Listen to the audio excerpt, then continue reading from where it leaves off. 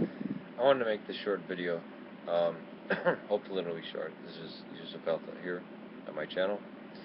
Peace to you. May God save Serbia and Syria. Um, about the Blue Letter Bible. If you go on Google and type in Blue Letter Bible, you'll come up with it's like blueletterbible.com or something like that. The main thing that comes up is the site Blue Letter Bible. I think can be a very good source for checking things and checking things out.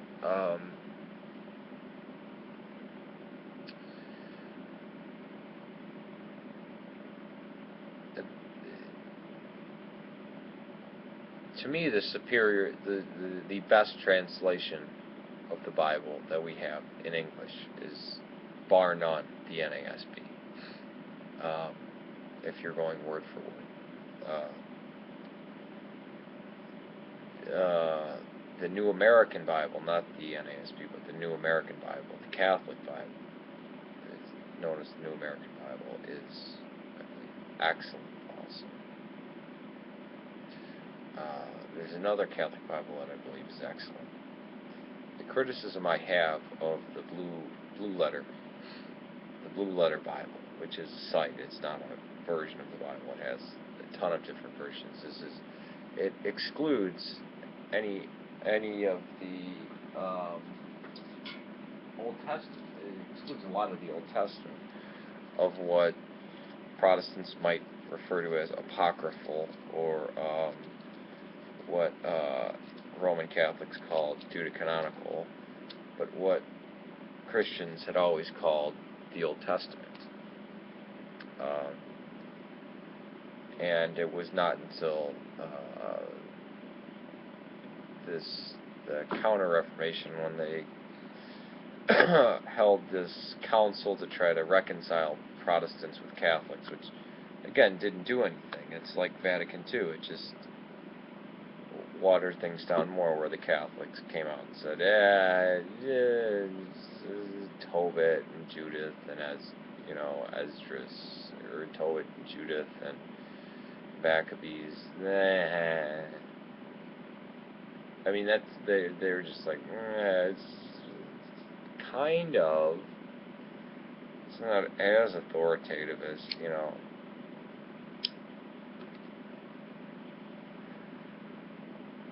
which I think is just insulting and stupid. Martin Luther's basis of rejecting a lot of the works that now get called apocryphal, or because you couldn't find them in Hebrew.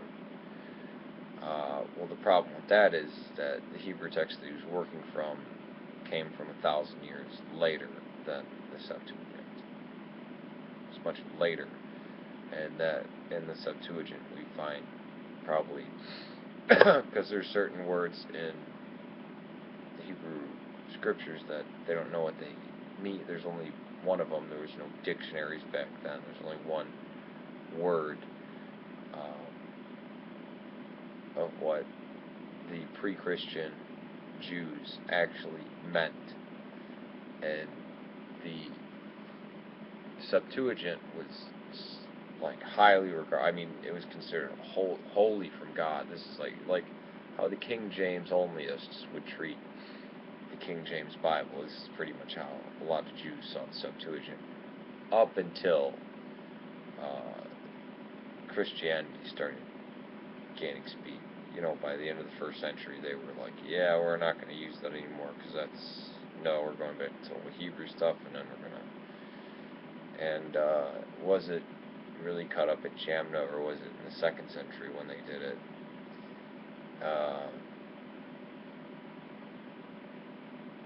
Who knows for sure. I say Jamna, but people put doubt on that and say, well, there's only 2 books that were talked about. There's different accounts and this and that, but it was definitely the Jewish, their canon, their Tanakh, it's arranged differently, for one. I'm told that by the Orthodox Jew, and well, the reason why they had shut the canon was because they didn't want the Gospels giving, and that's pretty clear.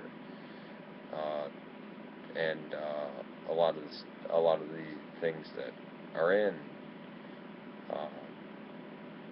what's deemed apocryphal were considered to be backing up messianic prophecy. In fact, the Gospel writers knew the Septuagint absolutely.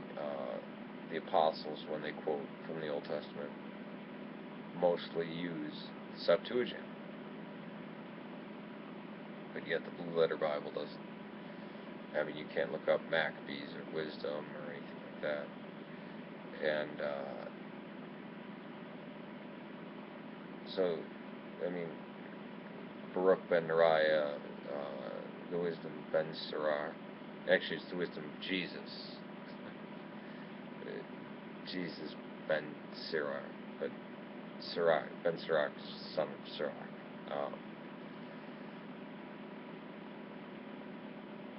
But yeah, this is actually what I read at my sister's funeral, and I don't believe this is any less inspired than any other part of the Bible. A reading of the book from the Book of Wisdom. The just man, though he die early, shall be at rest. For the age that is honorable comes not with the passing of time, nor can it be measured in terms of years. Rather, understanding is a hoary crown for men, and an unsullied life the attainment of old age. He who pleased God was loved. He who lived among sinners was transported, snatched away, lest wickedness pervert his mind, and deceit beguile his soul. For the witchery of paltry things obscures what is right, and the whirl of desire transforms the innocent mind. Having become perfect in a short while, he reached the fullness of a long career, for his soul was pleasing to God. Therefore he sped him out of the midst of wickedness. But the people saw and did not understand, nor did they take this into account, the word of the Lord.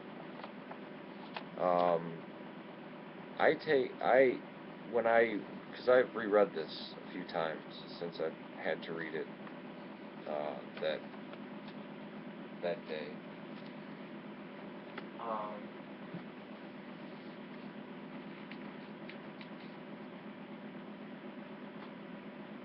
Sorry, I don't want to set that down anywhere. That's not something I'm just going to set down.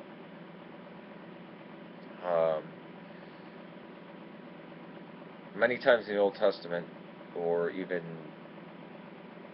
I say, or even in the book of Maccabees. In the book of Maccabees says, if the righteous will live, the sinners will die. If you don't commit sin, you won't die.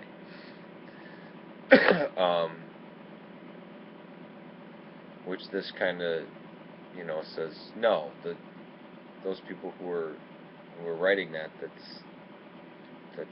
or saying that they don't understand that there's righteous that die young too. It's not, age isn't a measurement of, they lived to 90, so God really must have loved them, where that guy, he was killed at 30, so he would have, he's not as good. The righteous shall live to old age, this kind of thing. No. For Christians, we know this isn't true because of how many martyrs went to their deaths. Their lives were cut short for the sake of Christ. And it's not as if we saw them as if the martyrs were just about as the sword was going to strike them, they just dropped dead. if that would have happened, I think there would have been mass conversions. But no, it was,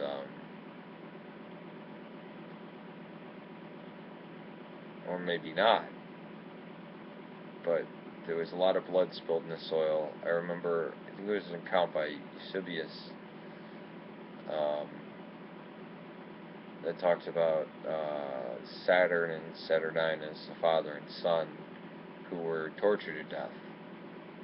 I think the son was like 9 years old,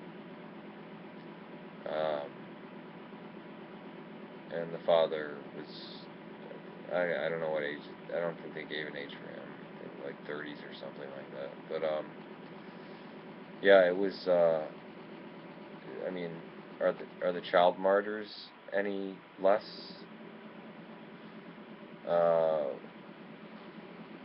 When we talk about the slaughter of the innocents, when Herod killed the children of the village of Bethlehem, people say, oh, there was so many, all these hundreds of thousands of children were killed. I said, this was a small village. This wasn't even, maybe a hamlet, not even a village.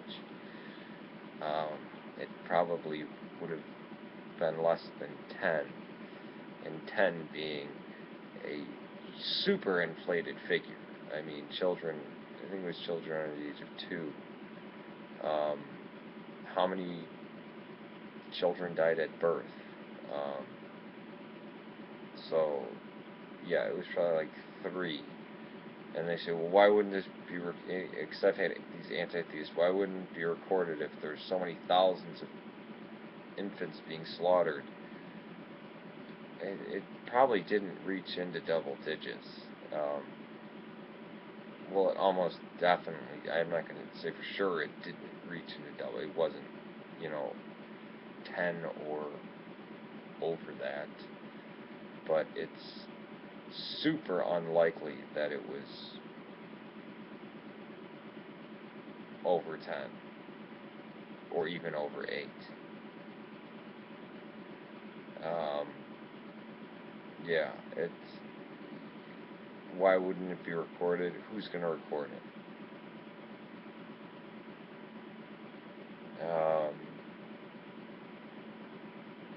Is Herod, is that going to be one of his accomplishments? Is Josephus going to care about it, or would he even know about it? Wouldn't that be just an obscure thing? I mean, it's like saying, well, we don't have a recording of the wise men. Where are their writings? And I don't know, it gets pretty crazy. Again, this video is straying a lot. I don't even know how did I get on that damn, oh yeah, because of the reading, yeah. Ending with this, because I just gotta say this, I love hearing this from the anti-theists. In the record, why don't we find any mention of Jesus in the records of Pilate? Because there's no such thing as the records of Pilate. But they say that to try to trip up a Christian. So, well, it's almost like a test. In all the records of Pilate, why don't we find any mention of the crucifixion of Jesus? Well, because there is no records of Pilate. There's archaeological evidence for Pilate. Yes, we find a stone with his name on it, and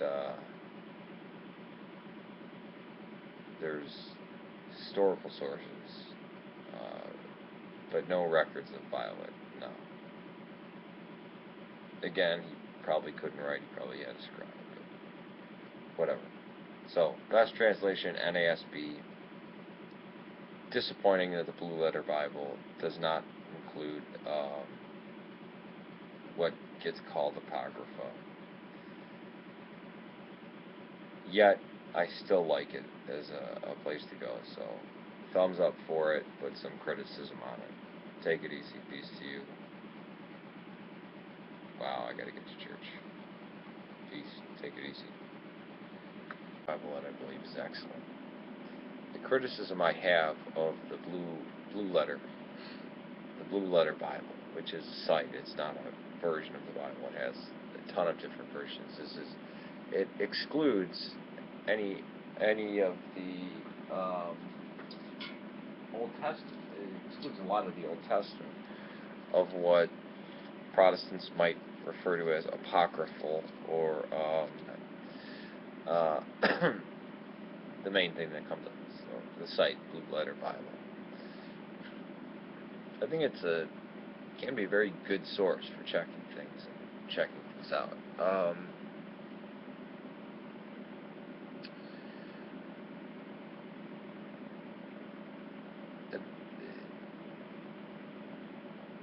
To me, the best translation of the Bible that we have in English is, bar none, the NASB. If you're going word for word.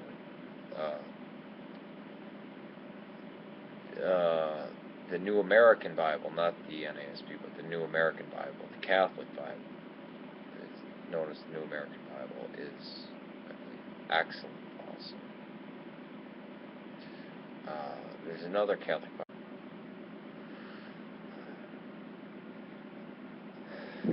I wanted to make this short video. Hopefully it'll be short. This is Yusuf Alta here at my channel. Peace to you. May God save Serbia and Syria. About the Blue Letter Bible. If you go on Google and type in Blue Letter Bible, you'll come up with blueletterbible.com or something like that. What Roman Catholics called deuterocanonical, but what Christians had always called the Old Testament. And it was not until the Counter-Reformation, when they held this council to try to reconcile Protestants with Catholics, which again didn't do anything.